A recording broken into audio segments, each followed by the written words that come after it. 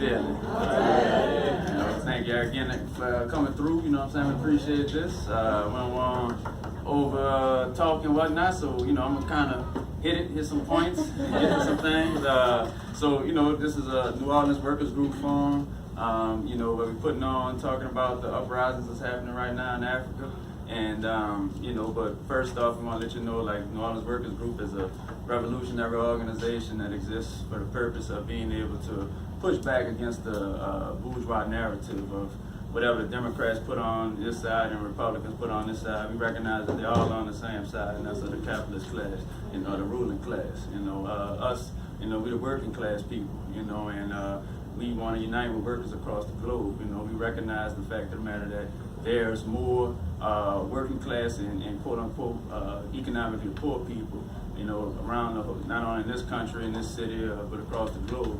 And there's any, there's a handful of those with like real money, like people with billionaires and billions, more money than they could ever, imagine to spend it. And they usually acquire it by vicious and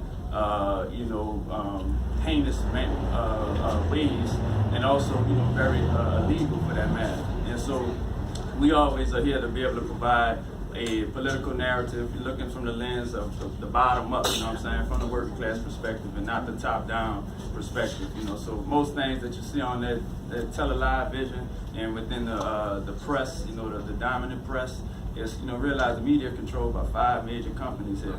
And so most of the media is definitely whitewashed, it's spent with an angle. Like when that dude burnt down the black churches in Louisiana, they talking about, oh, we got to pray for him, we don't know what's going on. It's like, no, man, it was a white supremacist act. They don't know where he got it from, man, it's a slave state, like, you talking about you don't know where he got it from, and dad and police, they're gonna hit him with kid gloves and everything. So, we got an article coming out in the upcoming Workers' Voice newspaper, in which we're going to be discussing that and giving, the perspective of what majority of the people, that look like us, that think like us, are able to, get down with, and not with what they pitch as a dominant narrative, right? Also, we got a weekly radio show every Saturday from 5 to 6 p.m. on WHIB 102.3 FM. Y'all be sure to check that out, along with the newspaper that comes out every month. If y'all on SoundCloud, you can type in Go to Workers and be able to listen to any of our previous shows or whatnot.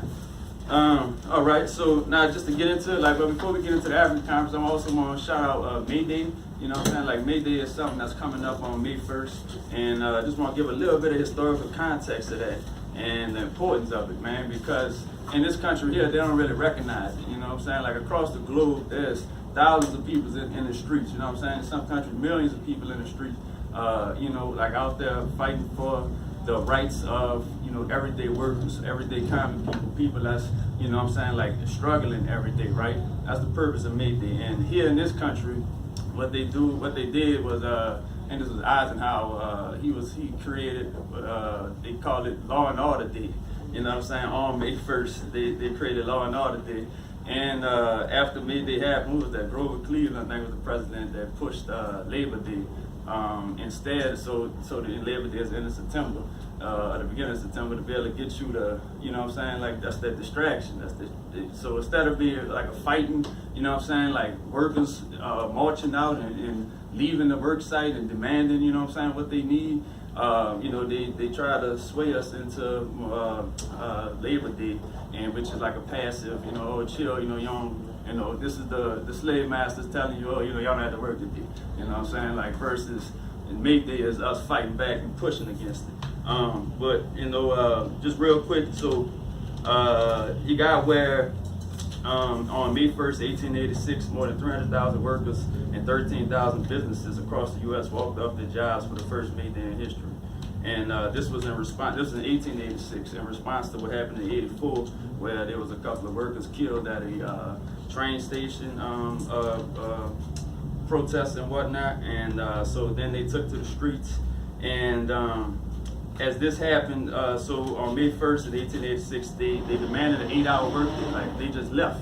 It wasn't no, we're going to ask for the boss to do this and that. They just left, Over 100,000 workers saying that can't be working no 12 hours, 15-hour shifts. People dying on, their kids out here working, man. And they organized and they just left the scene and left the work site, and they got more of their demands met after that, you know, by that organization, through that organization.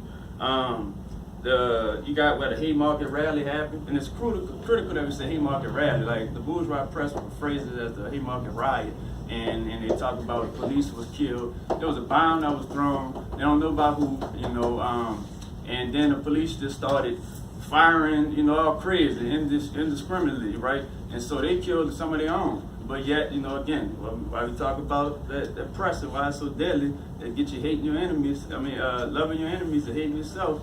And they were able to sell it as these are these radical workers, protesters, and it kind of quelled the movement a little bit because of the dominant narrative being, you know, spun in such a negative way. And but again, man, you know, like so after that there was a bogus trial, you know, just like nowadays, you know, these bogus trials and whatnot, where the rich able to, you know, walk scot-free with many things, and poor people suffer the harshest consequences. And you know, there was at least 4 people hung that day. I want to shout out to Sister Lucy Parsons, who, you know, took part in this. She was an indigenous woman. She was of African descent and of Mexican descent.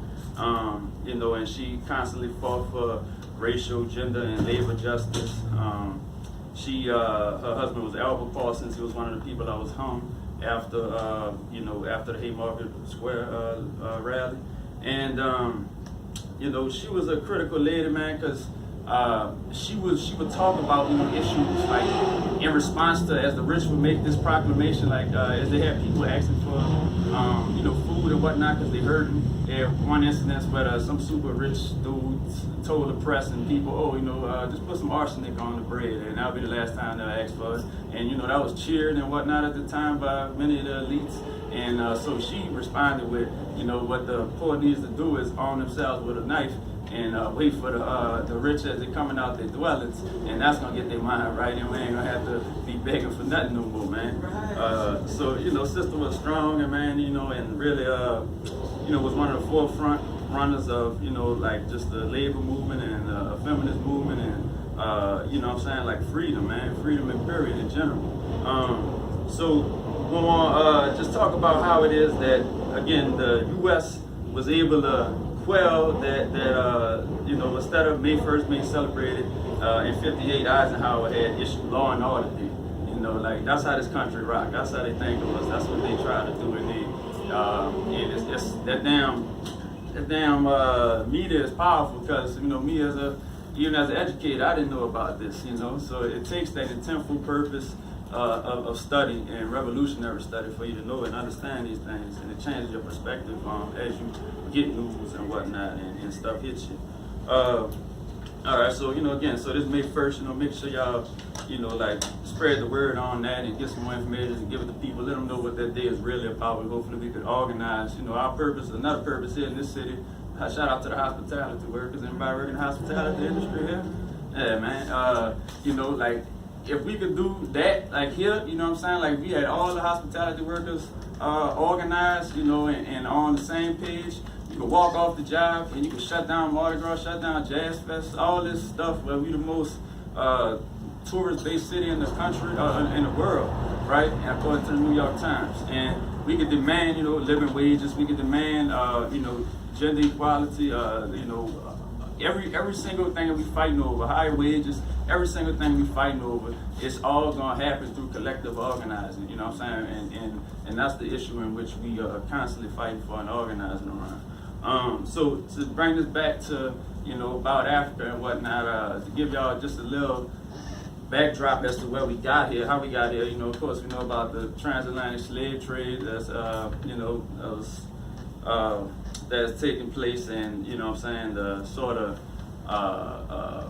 traumatic events and generational trauma and generational, you know what I'm saying, like just setbacks that has caused, you know, the splitting of families, the splitting of countries, you know, tribes, you know, and also the economic exploitation, you know what I'm saying, the fact of the matter, why this country is quote unquote one of the richest nations in the world, or the richest nation in the world, is at the behest of damn near every other nation in the world, you know what I'm saying? Every other groups of people, and especially, you know what I'm saying, black people across the globe, you know what I'm saying, African descended people across the diaspora of Africa. But we want to focus on the Berlin Conference real quick, you know, so this was in 1884, in which you had, you know, you got all these European powers from Germany to, you know, Great Britain or Britain. See, the motherfuckers phrase you. It phrases to get you to say them kind of words. Like, they're not great, man. Ain't nothing great about them. They're the biggest drug dealers the world has ever seen. You know what I'm saying? Whenever you think a drug dealer, you know, they try to mind program into thinking somebody black or whatnot. But me, I know it's the British Empire that, you know, is the biggest drug dealers in the world. You know, with the opium wars and whatnot, how they doped out China. But, you know, whether it was Britain, whether it was France, you know, all these different European powers, they clicked up. They was fighting amongst each other for the scramble of Africa, you know, because Africa got all the resources in the world, you know, whether it's iron ore, whether it's coal, whether it's gas or oil, whether it's gold, diamonds, zinc, whatever. You know, they got everything. If Africa walled off itself, the world wouldn't survive, man. And so, as you had to scramble Africa and all these European nations trying to get more and more of the resources, as they were able to like find some technology to be able to avoid malaria, and they got into the interior of Africa, because first they were just dealing on the exterior coast, and as they was to get deeper into the interior, as technological advances happened, they got, you know what I'm saying, you got whether it's the Congo and what happened with Belgium and whatnot, and all the atrocities that you know, Leopold and them was a part of. But you know, Britain got Egypt and South Africa. You got where France went horizontally across, and you know, again, all this wealth, you know what I'm saying, is generated. All those European powers, that wealth that we claim they think they so high and mighty, it's all off the strength of Africa and the exploitation of the people, man. But there was always fight back and resistance, you know what I'm saying? I don't think it just went down, you know what I'm saying? It wasn't no pushback or no clapback. You know, there was always a resistance, just like here in America too. But the Berlin Conference just essentially, you know, with all these powers clicking up, and under the auspice of white supremacy, they were able to put aside their differences and say, we got to click up and, you know what I'm saying, you get this piece, you get this piece, you get that piece, and they drew all these arbitrary lines that, you know, make up the modern countries, you know, nowadays in Africa. And but even since then, there's been, you know, more uprisings and things in which the map, you know, that if you should have like one of them timelines of like if you can see the maps of Africa like that has changed, you know, over the course of time, whether the lines that's drawn and the names of the countries, you know, and realize these names aren't even, you know what I'm saying, the indigenous names are the names of the people that are from that place, you know what I'm saying, that named it. You know, just like here in New Orleans, you know what I'm saying, shit named after Duke of Orleans, man. They ain't nobody that, they got, I forget the exact indigenous name, but I know that. Obach? Yeah, I know that, and they got several other ones too, man. Same thing with this land known as America, you know. Same thing with our last names here as black folks, you know what I'm saying? Like, which I intend to change my last name, me and my queen, you know what I'm saying, once we get, I don't know shit about mine. But anyway, it's like, I say all that to say, man, how the system of white supremacy sort of invades us in our everyday lives, you know, and we don't realize it, you know, we don't realize at least, you know, a large portion of it don't realize how we've inherited some of this white supremacy, you know, how we've inherited some of this patriarchy, you know, how we inherited some of this capitalistic mindset of everything about me and I gotta get mine, you know, regardless of what it does to anybody else. If I ain't good on top of this hill, you know, then I'm unsuccessful or whatnot. And so that's a mindset in which we are constantly working to be able to sort of change and recognize the collective unity and the power that's associated with that. You know, like going from the single couple of fingers here to the power of the fist, you know what I'm saying? And how much stronger and tighter it is as you are together.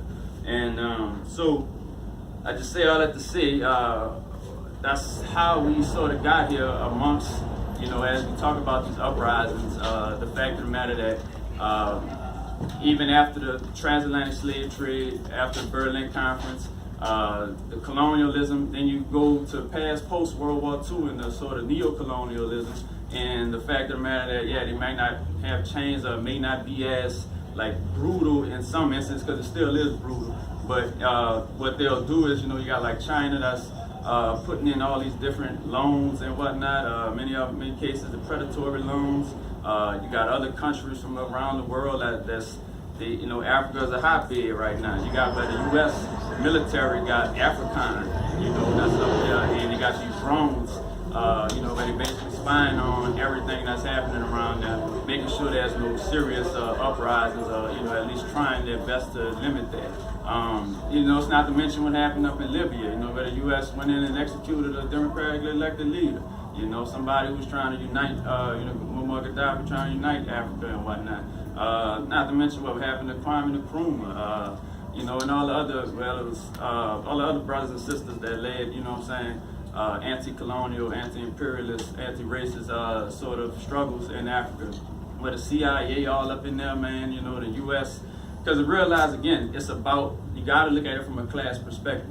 We got more in common with the working class people in Africa than we do with the rich fuckers here on St. Charles Street or whatnot, you know, and so that's something that we got to recognize, and any sort of news that hits you, you know, take that and look at it from that perspective, or that class lens, working class versus the elites, right? So with that said, man, we want to go ahead and bring up our first speaker here. Y'all ready? First speaker. We got, you know, the sister here. You know, she be holding it down for many different organizations. She do a lot of organizing work and critical organizing work, man, like in patience. You know what I'm saying? Like having patience and being able to navigate through situations. You know what I'm saying? I really got a admiration and respect for this sister, and I know she's gonna come up here and, you know, hold it down and give us some enlightful information as we could go home with, you know, and then spread to our folks and be able to continue this messaging and the point of this here. Why don't y'all give it up for Ms. Angela Kinlaw. How y'all doing today? Give me a hug. Give me a hug. Okay, so this is how this works, right? I knew Big E was going to have his whole dissertation up here. So I wrote 2 things for today. And I'm going to put this one to the side because he's already covered half that ground. See that first one? I'm going to put this one back. I came ready for that. I just want to start off by saying thank you all for being here today. On a Sunday where we have all had, you know, significant and long weeks, excited as I am about life and as enthusiastic as I am, I'm human, so I'm tired, and if I'm tired, I know somebody in here might be tired too. But I'm fired up and excited because of the opportunities that we have ahead. And so I want to share a few things with you today, and I want to share it in the context of some patterns and trends that have existed for us historically, but some opportunities that we have in the context of those patterns and trends. And so in this moment and for this gathering, I want to ensure an honoring of our ancestors, those who came before us and established the foundation on which we build. I want to honor the revolutionary spirit in which we have and the progressive revolutionary activity that has occurred before us and that's provided us an opportunity to engage in this sacred time and space with one another. It's allowing us a chance to align our collective beliefs with collective action. The purpose of this talk is to offer it as a toolbox for building a focused, organized, militant, uncompromising, united front of revolutionaries to dismantle the unholy trinity of exploitation and oppression, white supremacy, patriarchy, and capitalism. The goal of this talk is to expose the ways that white supremacy and patriarchy are both used to divide us, the masses, in an effort to uphold and maintain capitalism, an economic system designed to exploit our labor, to commodify everything possible, the exploitation of the world's material resources, which starts with our land and all that the earth produces.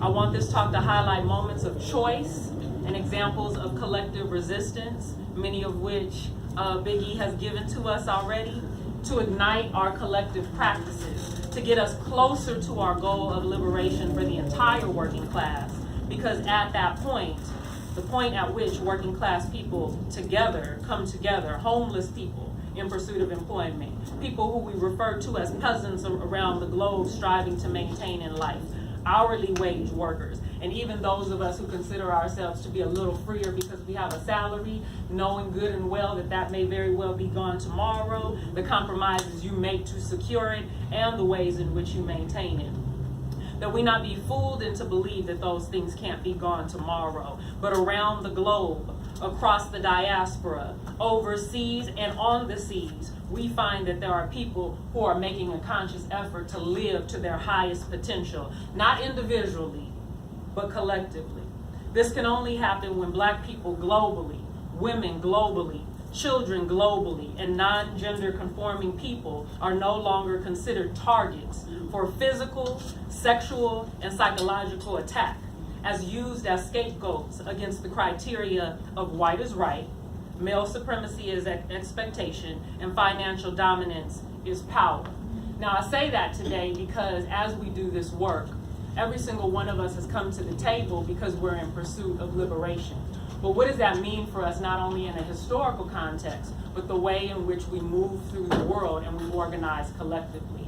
It is something that we need to examine, and it is something that we need to internalize, not to judge one another, but to call truth for what it is and act accordingly and act differently. As I proceed through this, I want to focus on some ways in which we understand that we do not want partial liberation. We fight for collective, complete liberation. And when I say partial liberation, it's not okay for us to say that our work has to be completely and entirely against white supremacy and white supremacy only without thinking about the ways in which patriarchy impacts us.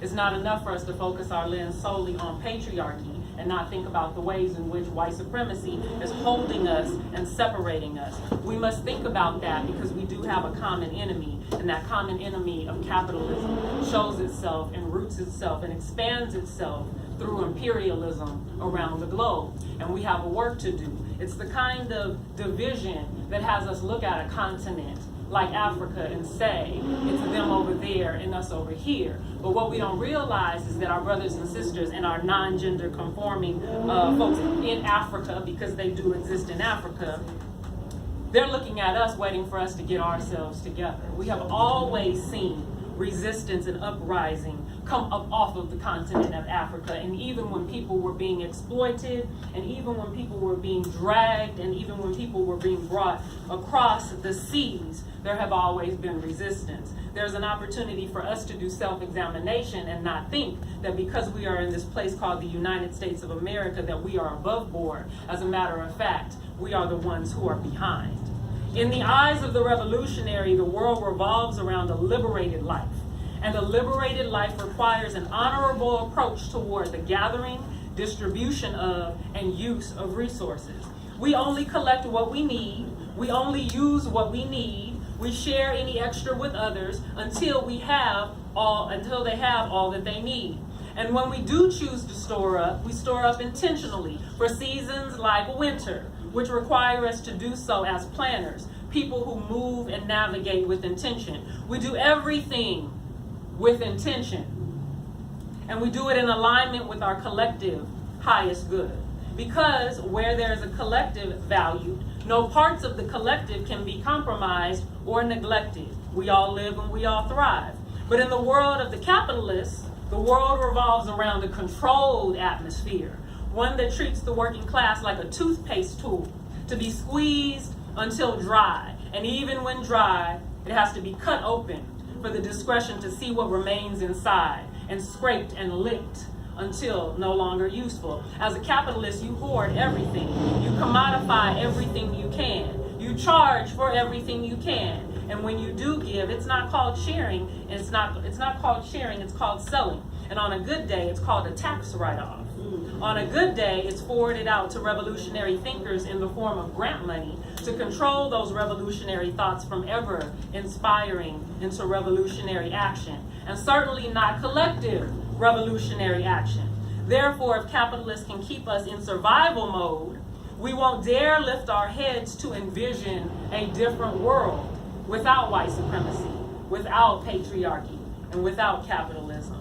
We won't ever lift our heads to envision an affirming world that honors our humanity, that honors our water, honors our air and our land, and honors each and every life. Black life, a woman's life, a child's life, a non-gender conforming person's life. Under such condition, it takes a relentless focus on rejecting self-hate, self-doubt, and self-fear. Now, I say this in the full knowledge that I sit in a room today where we're not all black. We don't all consider ourselves to be people of African descent, even though we know that the original man comes from that place. I want to say today that this provides us an opportunity to all do self-examination. I'm here today to speak to white people as well, and I'm hoping that white people will look each other in the face and have the conversations you need to have. Because when we're not in the presence together, I as a black person have to look black people in the eyes, and we have work that we need to do to engage in self-healing, to engage in self-reflection, and to engage in an opportunity to come together for nation building. But at the end of the day, we know that when we're talking about the working class around the globe, people around the globe are constantly being divided so that we can fight each other, so that we can fight over crumbs rather than what is truly ours and what we are truly worthy of. As we fight each other and our egos to proclaim whose identity is more oppressed, and we know that the facts and the trends and the patterns tells us who that belongs to, we even fight to access that history, and too often it is revised, modified, erased, or injected with intentional lies. I want to take a moment today to acknowledge some trends and patterns.